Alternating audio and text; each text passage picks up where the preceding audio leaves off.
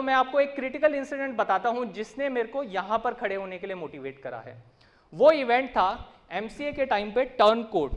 अब ये turn code क्या चीज होती है? कॉलेज लेवल का कंपटीशन था, उसमें यह था आपको स्टेज पे जाना है, फॉर और अगेंस्ट टॉपिक के आपको ही बोलना है। तो जो टॉपिक दिया जाएगा उसकी फेवर में भी आपको बोलना है और उसके अगेंस्ट भी आपको बोलना है।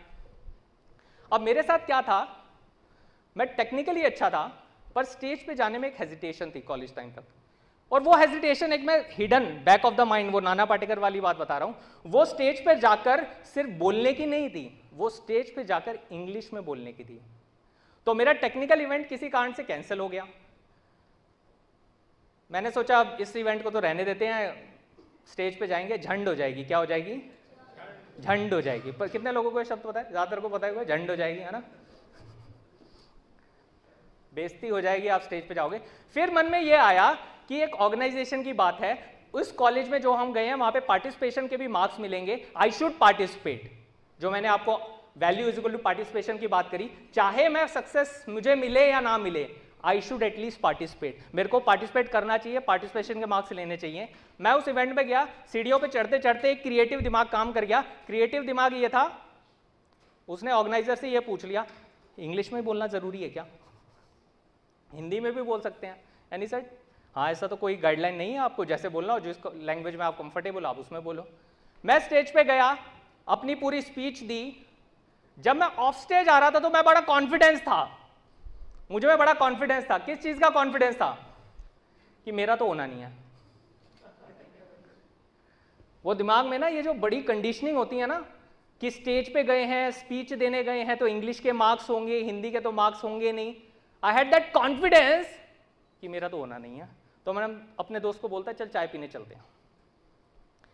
रिजल्ट अनाउंस होने लगते हैं, third student from this college, second student from this college, first Vikas Jain from Delhi university MCA.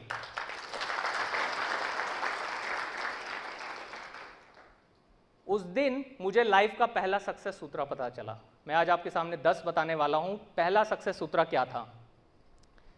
कई बार हम अपनी लाइफ में उस गेम में जिसके हम विनर हो सकते हैं, उसमें फेल होने के डर से पार्टिसिपेट नहीं करते हैं। कई बार हम अपनी लाइफ में उस गेम में जिसमें मैं विनर हुआ, उसमें मेरे को डर क्या था कि कहीं मैं फेल ना हो जाऊं। सोच के देखिए, मेरी पहली ब्रेक वहां से टूटा। और वो कॉन्फिडेंस था कि मैं स्टेज पे जाकर अगर वहां पे फर्स्ट प्राइज भी ले सकता हूं, तो मैं पब्लिक स्पीकिंग में जा सकता हूं, मैं बहुत सारी चीजें कर सकता हूं। दोस्तों, मैं आपको एक बात बताने वाला हूं। अगर आप सोच रहे हैं कि एक दिन एकदम से कुछ लाइफ बदलने वाली है, ऐसा बहुत कम लोगों के साथ हुआ है। पर रोज की रोज थोड़ा थोड़ा करने से बहुतों की लाइफ बदली है। वो जो एक छोटी सी चीज थी कि Vikas, you can be on stage, you can be a great speaker, change my life. That is my success sutra number 1। Overcome fear of participation in a game in which you might be the winner. सोच के देखिएगा, जब मैं ये वाली बातें कह रहा हूं, सोच के देखिएगा, कहीं आप लोगों के पास भी तो कोई बहुत पुरानी एक कंडीशनिंग नहीं है अपने साथ। मैंने ये करा था, मेरा वो रह गया था, मैं एक क्लाइंट के पास गया था, उसने मना कर दिया था, मैं उससे बोल नहीं पा रहा हूं, मुझे हेजिटेशन हो रही है कि कहीं उसने ये कह दिया तो। मैं किसी बड़े डीलर के पास जाता हूं, बड़ा डीलर ने मना कर दिया तो क्या होगा, वहां पे तो जो सेल्समैन जाएगा वो बड़े वाला जाएगा, मैं उस कंपनी का टारगेट नहीं कर पा रहा हूं। ये जो आगे की लाइफ में हम जो अपने आप को रोकते हैं ना, उसकी रूट्स उस बचपन में पड़ी किसी ना किसी कंडीशनिंग पर अटकी हुई होगी। आपने अपने आप को अपने आप टैग कर दिया होगा, मैं इस चीज में अच्छा नहीं हूं। Time to revisit.